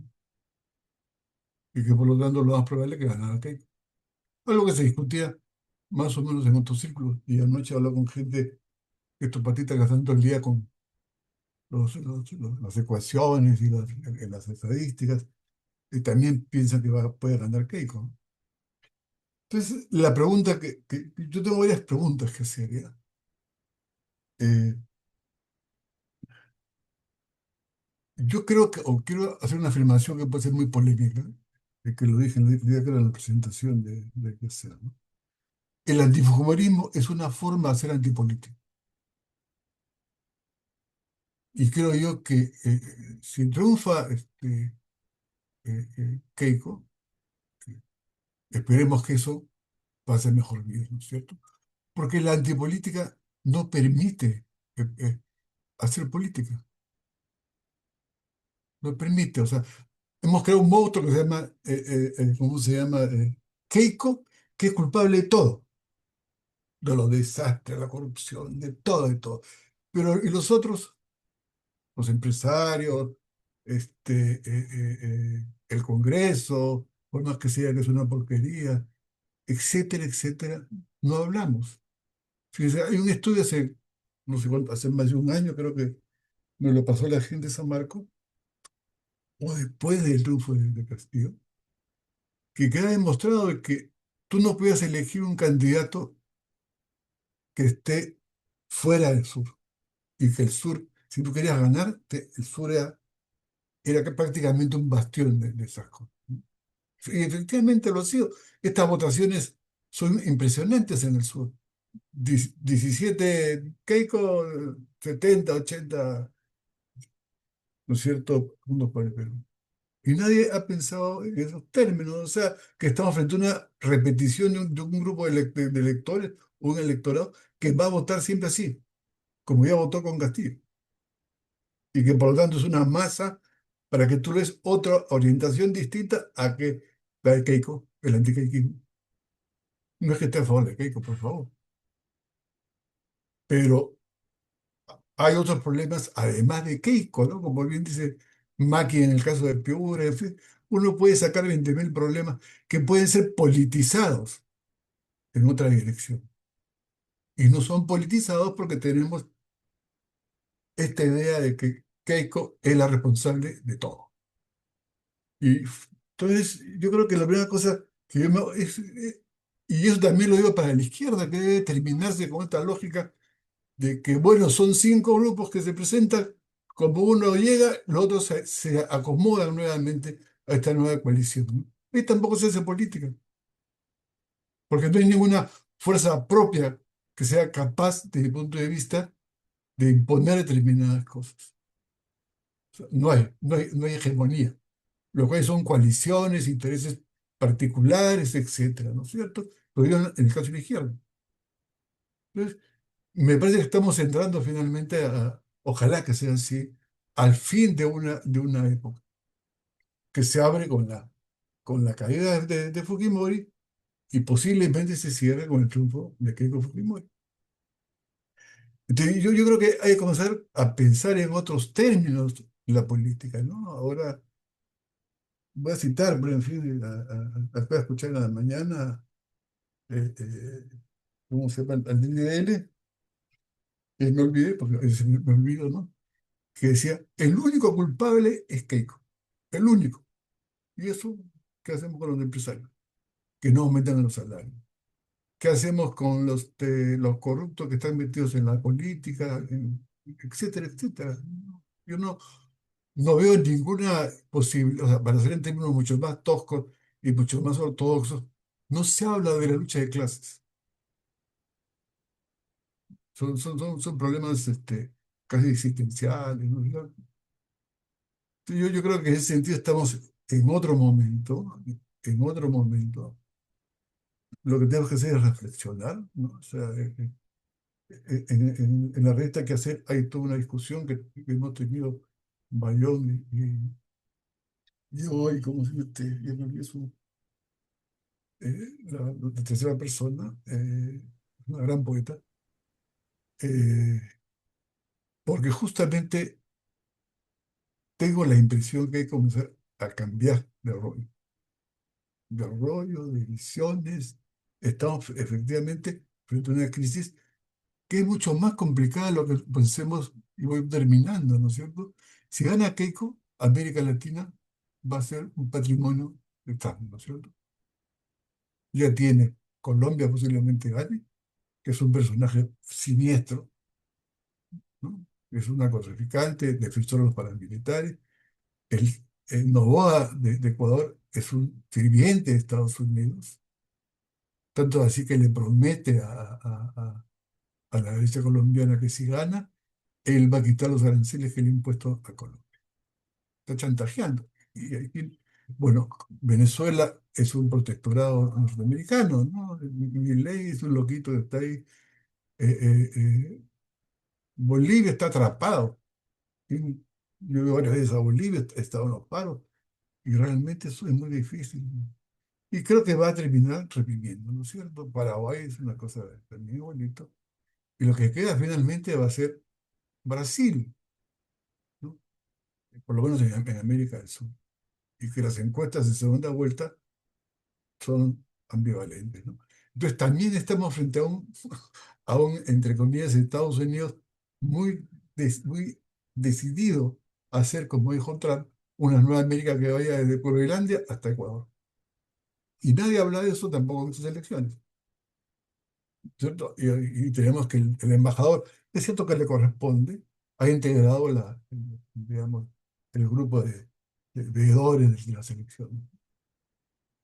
Entonces yo creo que estamos en otro momento y estamos en la obligación de pensar la política. Y la política es conflicto y la política es eh, eh, eh, eh, es enfrentamiento y la política es conciliación, es todo un poco, pero y fíjense, eh, yo no pensaba votar porque ya tengo más de 70 años. Que me convenció de votar fue Nieto, porque era tan evidente lo que estaba haciendo, subiéndose el saco de, de, de, de Keiko, ¿no es cierto? Eh, aprovechando una posible crisis, que la gente se ha dado cuenta. Me sorprende ese tipo de táctica tan obvia. Pero, y yo creo que justamente lo que se viene es una cosa que tenemos que ser muy serios en reflexionar, muy abiertos en entender las cosas, eh, porque lo que se viene no va a ser fácil, ¿no? Si gana Keiko, no va a ser fácil. Y si Keiko tiene el apoyo de Trump o de Estados Unidos, tampoco va a ser fácil. Y eso, en ese camino vamos en ese camino directamente a una situación muy difícil para la gente progresista, de izquierda, etcétera, etcétera, ¿no? O sea, que me parece fundamental, ¿no? Es un poco Y me parece un escándalo, y termino con esta idea, y tiene Diana la entrevista que dio ayer el Ipsos, anunciando que ganaba en la práctica Keiko, ¿no? Nadie. Porque me parece un tipo que está comprometido con transparencia, que hace la cuestión esta del cálculo final, ¿no? Salga más o menos a rectificarse o a rectificar los datos que él mismo dio. Me parece un escándalo, pero nadie dice nada. O sea, eso no es profesional, ¿no? Yo creo que estamos permitiendo muchas cosas por estar distraídos en otras cosas, ¿no? Muchas gracias. Gracias, Beto, también por aportar a la reflexión. Bueno, en vista que tenemos poco tiempo, vamos nuevamente con los ponentes para que también den sus devoluciones. Adelante, Maki, luego Patricia y al final Luis. Quiero empezar por lo suyo en el tema de esta expresión de politizar los problemas. Y mira que yo tengo una apreciación de que es una de las estrategias de fujimorismo y que lo hace efectivamente que convierta esta relación con la gente en realidad en una relación comillas utilitaria o beneficiosa en todo caso. La estrategia del fujimorismo post primera vuelta fue recuperar la relación con los alcaldes, y los alcaldes han sido una base importante para el tema de la campaña de la última vuelta, en base a que muchos de los alcaldes, particularmente de Piura que conozco, muchos de los alcaldes eran clientes, por ponerle un término, de los congresistas para la ejecución o gestión del presupuesto para proyectos.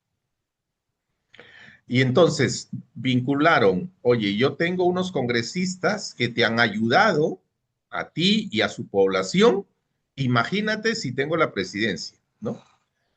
Y eso ha hecho, por ejemplo, que no sé qué es lo que ha pasado en otros lados, pero por ejemplo, las gigantografías de Fujimori eran más agua potable, porque han tenido una intervención muy fuerte en el tema de conseguir facilitar la gestión y financiamiento de proyectos. Y entonces, politizar y partidizar la problemática del agua y saneamiento vinculada al quehacer de los congresistas y comían los éxitos que tenían consiguiendo los recursos. Y lo otro era, la otra línea, con esas mismas características, era el tema de comedores y uniformes, ¿no? Y han ido. Han tenido algunas dificultades en las zonas rurales por el tema del agro, ¿no? La respuesta al agro no estaba muy clara, nunca en la realidad se han interesado de este tipo de agro, de la mediana, de la pequeña agricultura, me refiero, y han estado muy vinculados, y la gente lo vinculaba al tema de. Pero del otro lado, en la realidad, nadie cogía esos temas y los convertía en agenda estructurada. Y no sé si José Luis lo mencionó explícitamente, pero yo lo he dicho en más de una vez. En la realidad creo que el único partido organizado, con directivas y cosas así, es el Fujimorismo. Aquí en Piura, vergonzosamente, ha impuesto una señora que no vive en Piura, que nunca apareció en Piura, que era la secretaria personal de Keiko, y la vino y le impuso aquí como congresista, como candidata, y ha terminado saliendo electa. Impresionante. Vergüenza para los pueblos humoristas, uno dice, pero están orgullosos de eso. Están orgullosos de eso. Tienen un nivel organizativo. Mientras que al otro lado, como se ha expresado, en la realidad no se termina de tener ni siquiera una agenda, ¿no? Y vamos corriendo a tratar de conglomerarnos, o yo no diría aglomerarnos, ¿cierto? Bajo determinadas candidaturas, ¿no? Y mucha gente, en la realidad, no sabía por qué tenía que apoyar a JP, más allá de votar contra la gente de Fujimori por su participación en el pacto mafioso. Hay una esencia política, hay un núcleo mínimo de política, sí, yo creo que sí. El problema es que eso no hay quien, no logramos canalizarlo, organizarlo, estructurarlo, ¿no? Porque yo creo que sí, que hay una respuesta política a eso. Pero está ahí, está en el aire, digamos, ¿no? Y no se ha convertido en una fuerza importante. Sin embargo, yendo también a lo a Beto, claro, después de estar, digamos, una América Latina pintada mayoritariamente, digamos, con la presencia de Brasil de progresismo, hoy estamos pintados de conservadurismo en América Latina y teniendo al tío San, digamos, como líder de esto, ¿no? No sé si será cierto, si lo han visto, el Twitter del embajador peruano diciendo, ¿y en estas elecciones dónde está China? Se preguntan. Por ahí me lo acaban de pasar, ¿no? ¿Dónde está China? ¿Dónde está China y el resto, digamos, ¿no? O sea, entiendan, aquí yo soy el amo y señor de este tema, ¿no? Y no tenemos, y no encontramos, no construimos una respuesta.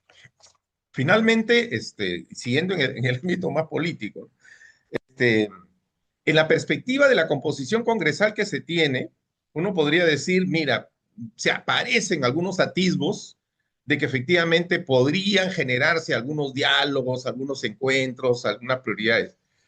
Pero yo soy un convencido de que si eso en los territorios no se expresa con claridad, en la realidad arriba no va a pasar nada. Absolutamente nada. Se seguirá en la misma lógica y efectivamente del clientelismo, de la repartija, no solamente de los cargos, sino del presupuesto público, ¿no? Ya todos sabemos cómo se negocia. Ahorita empieza la negociación del famoso anexo de las obras para los territorios, ¿no? Que se convirtió en una parte importante del presupuesto. Y eso va a ser una cosa de mucha tensión también, ¿no? Pero bueno, yo creo que hay un atisbo. El tema es que hay, digamos, posibilidad de que con esta composición del nuevo Congreso, si es que los territorios empiezan a politizar los problemas y a estructurarlos, y tener demandas específicas, creo que podríamos tener, ojalá, unos 5 años, no relativamente distintos, pero con otras características, ¿no? Si es que eso efectivamente en los territorios se empieza a consolidar de alguna manera y en todo caso creo que es una de las tareas que tenemos que enfrentar, ¿no? Porque no encuentro otra alternativa de corto plazo, digamos. La de largo plazo será pues construir los partidos, pero bueno, eso ya sabemos para dónde va, ¿no? Gracias. Mm. Gracias, Maqui. Adelante, Patricia. Eh, bueno, yo querría concentrarme como en un par de cosas. Uno, esto de que Keiko tiene la culpa de todo. eh, y digamos, sí es una forma de expresarlo, pero creo que debemos trascender los personajes y los nombres para concentrarnos en lo que representan, ¿no es cierto?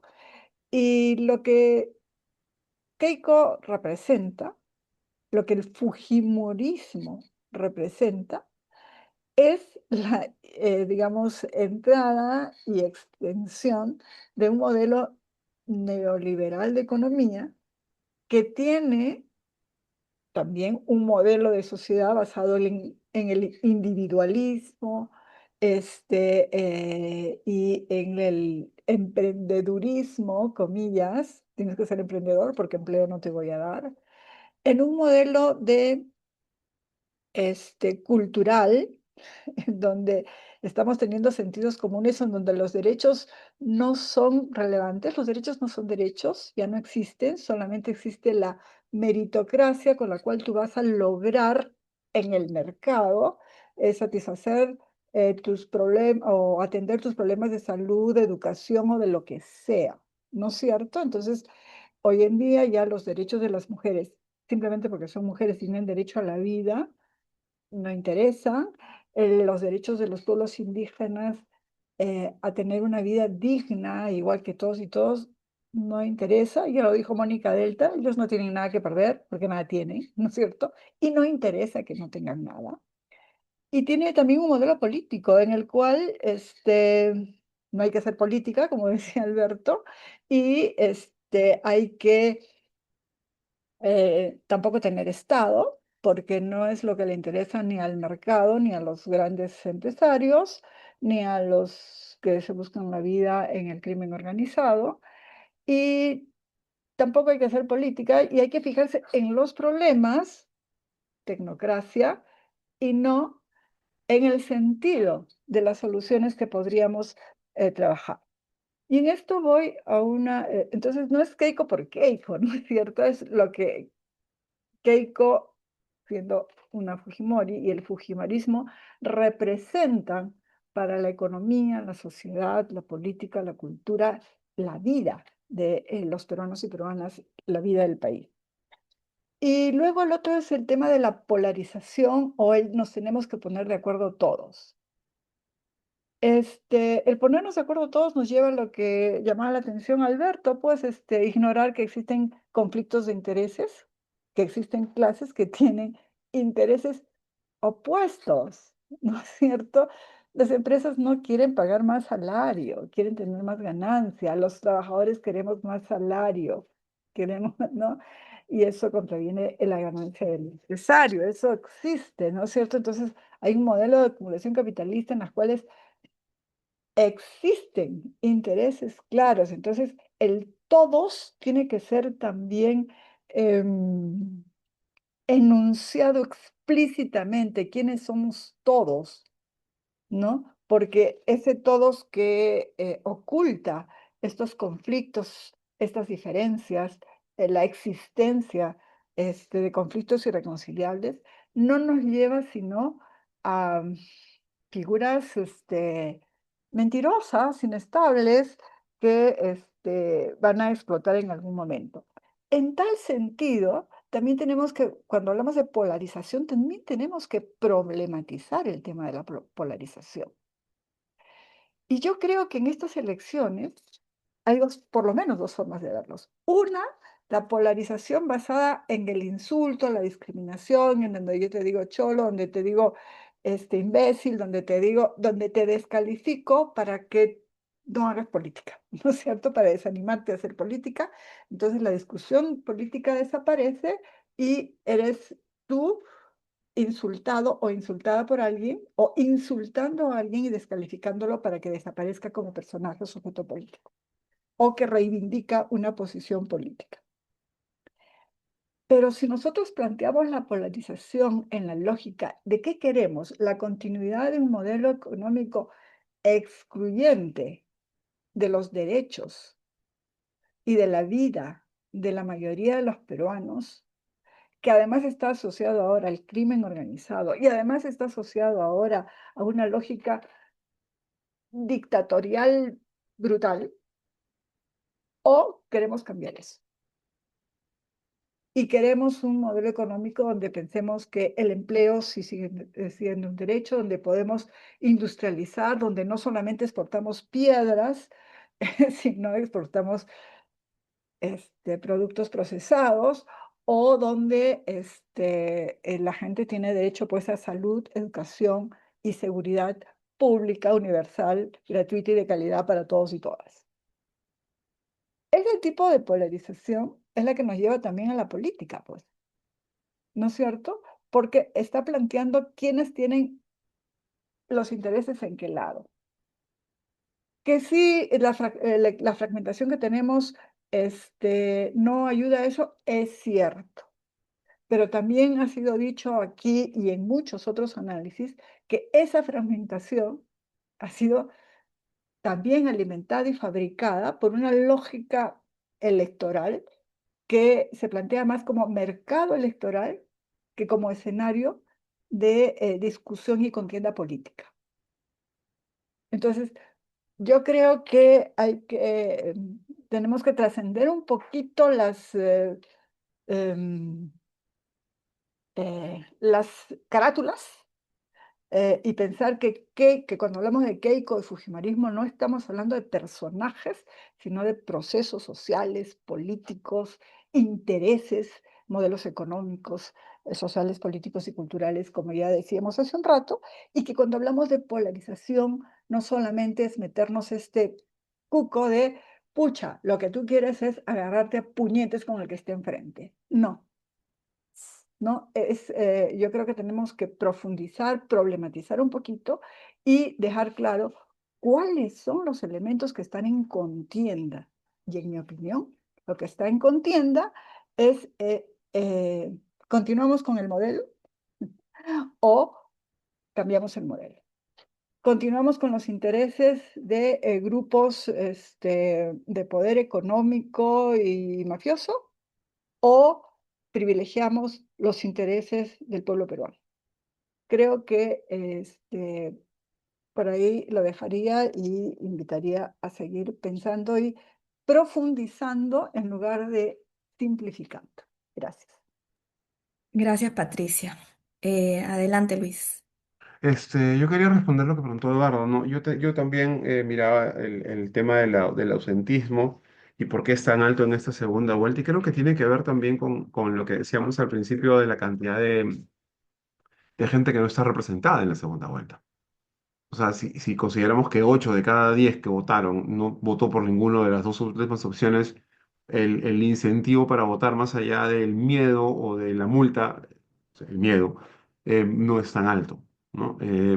Y creo que eso lo explica en gran medida. No pienso que haya ningún misterio ahí en ese sentido.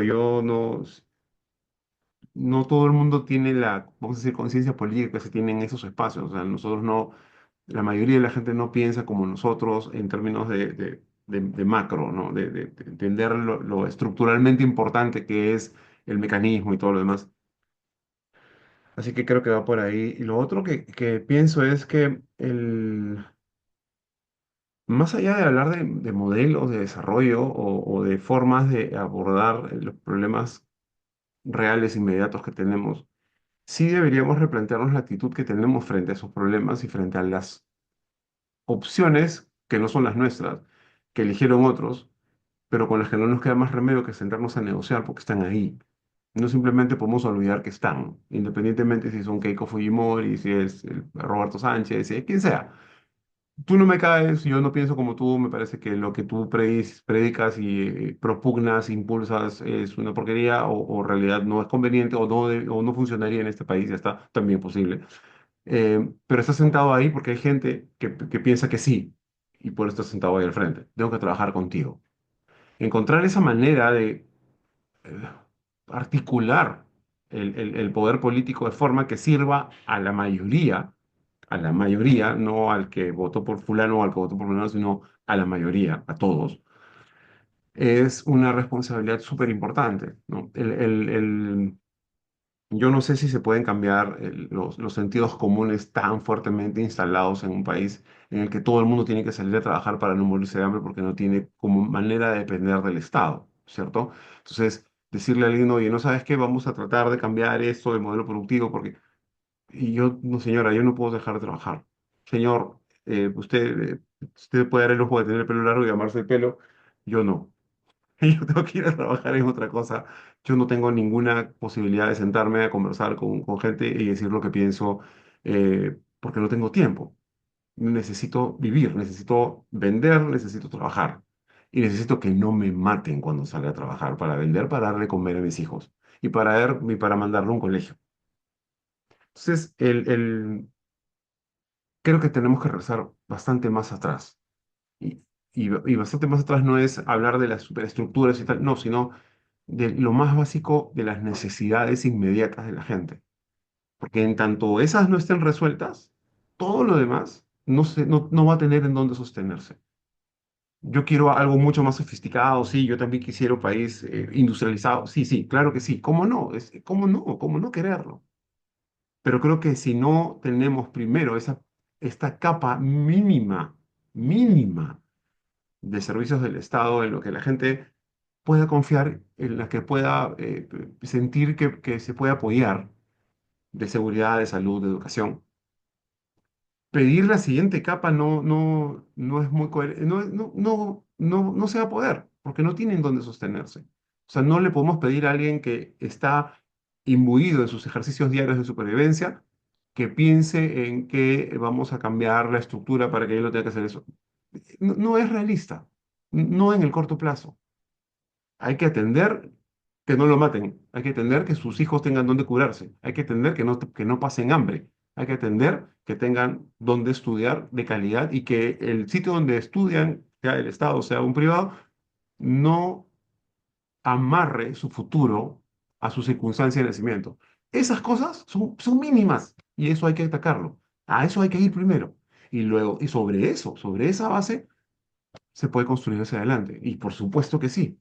Por eso es lo deseable. Eso es el desarrollo, ¿no? Que todos los niños tengan desayuno no es desarrollo, es el mínimo indispensable. Desarrollo es lo que decía Patricia. Pero eso es. Bien, debido a que ya nos hemos pasado un poco de tiempo, pero ha sido también creo que unos minutos importantes que hemos destinado a la discusión en esta mañana para poder también seguir reflexionando, ¿no? Yo solamente quisiera acabar con que creo que mal haríamos en subestimar justamente, como ya han mencionado en la exposición y con las intervenciones también del público, en subestimar a los poderes que hay detrás y que sostienen al fujimorismo, ¿no? Y que siguen apostando a ese modelo político. Y creo también que no podríamos atacar a estos problemas inmediatos si no introducimos siquiera en la discusión pública que hay problemas estructurales, ¿no? A los que se deben también estas condiciones inmediatas a las que hay atacar y que se han resaltado ahora. Y bueno, y también creo yo que si el escenario se termina por trazar, ¿no? Como ya lo han mencionado, en una posible triunfo de la señora Fujimori, creo que incluso tendríamos menos condiciones y menos elementos para poder atacar esas preocupaciones inmediatas, ¿no?